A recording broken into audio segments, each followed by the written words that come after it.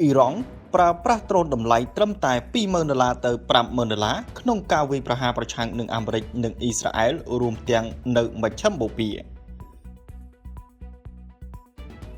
យន្តហោះគ្មានមនុស្សបើកសាហេតរបស់អ៊ីរ៉ង់កំពុងដើរតួនាទីយ៉ាងសំខាន់នៅក្នុងសង្គ្រាមប្រឆាំងនឹងសហរដ្ឋអាមេរិកនិងអ៊ីស្រាអែលយោងតាមសារព័ត៌មាន CNA ចេញផ្សាយកាលពីថ្ងៃទី3ខែមីនាឆ្នាំ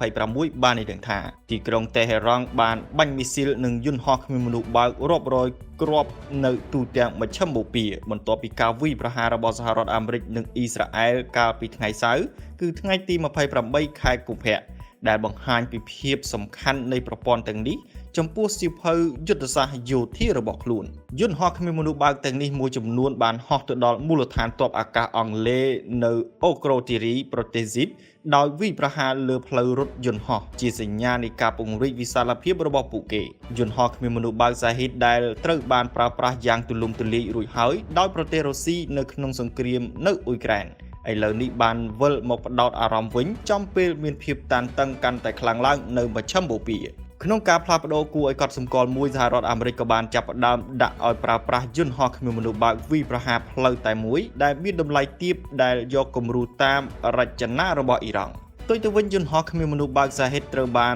ប៉ាន់ប្រមាណថាមានតម្លៃចន្លោះពី$20,000អាមេរិកទៅ$50,000អាមេរិកដែលជាតម្លៃត្រឹមតែប្រភាគតូចមួយនៃតម្លៃមីស៊ីលប្លង់ប៉ុណ្ណោះយន្តហោះគ្មានមនុស្សបើកទាំងនេះមានចម្ងាយហោះហើរយ៉ាងហោចណាស់2,000គីឡូម៉ែត្រនិងអាចធ្វើដំណើរក្នុងល្បឿនប្រហែល180គីឡូម៉ែត្រក្នុង1ម៉ោង